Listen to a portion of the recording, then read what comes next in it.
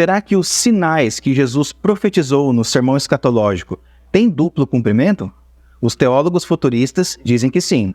Afinal de contas, se Mateus 24 não tiver um cumprimento futuro, o sistema futurista de interpretação cai por terra. Sendo assim, para defender o duplo cumprimento do sermão escatológico, os futuristas citam algumas passagens bíblicas do Antigo Testamento. Por exemplo, eles citam 1 Crônicas 17, versículos 11 e 12.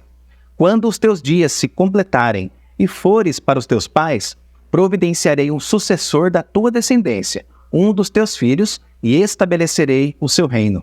Ele edificará uma casa para mim, e estabelecerei o seu trono para sempre. Essas palavras foram ditas por Deus ao rei Davi. Nós conhecemos a história bíblica e sabemos que o rei Salomão, o filho de Davi, construiu o templo em Jerusalém e teve um reinado que exerceu grande influência no Oriente Médio. No entanto, essa promessa vai além da vida de Salomão.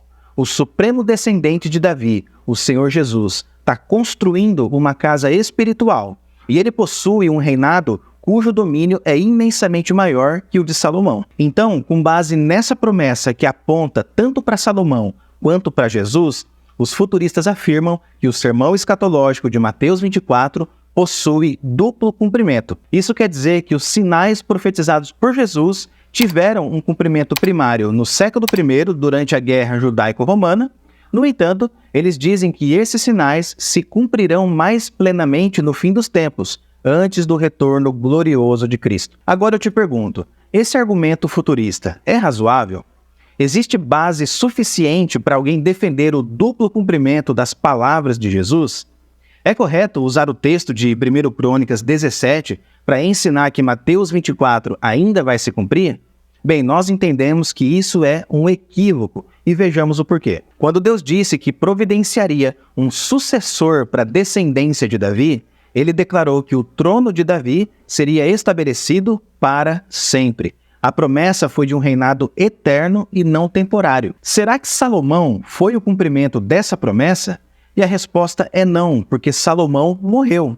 O reinado de Salomão foi passageiro e o templo que ele construiu foi derrubado. Nada disso foi eterno, nada disso durou para sempre. Portanto, já que Salomão morreu e o seu reinado não durou para sempre, nós podemos afirmar que Salomão não foi o cumprimento da promessa de Deus feita a Davi. Na verdade, Salomão foi o precursor da promessa, ou seja, ele foi o sinal antecipado do verdadeiro descendente de Davi, que é Jesus.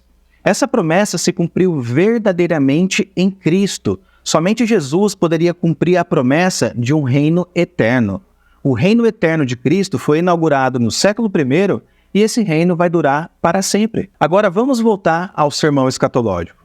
Não existe nenhuma indicação em Mateus 24 que nos leve a crer que os sinais profetizados por Jesus deverão se cumprir em algum momento no futuro, depois daquela geração do século I. O texto de Mateus 24 não é um anúncio antecipado do que vai acontecer no futuro durante a suposta grande tribulação ensinada pelos futuristas. Aqueles sinais profetizados por Jesus se cumpriram no tempo de vida daquela geração. O próprio Jesus garantiu que seria assim. Em verdade vos digo que esta geração não passará sem que todas essas coisas aconteçam. Note que não é possível encontrar nesse texto nenhum indicador de que a profecia de Jesus deve se cumprir novamente.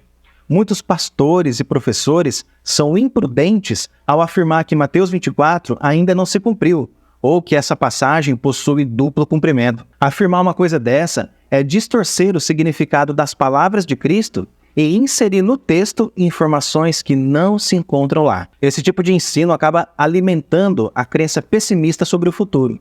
Muitos crentes têm uma mentalidade pessimista em relação ao futuro porque o entendimento futurista de Mateus 24 acabou gerando essa visão negativa. É por isso que várias pessoas associam acontecimentos negativos ao fim do mundo.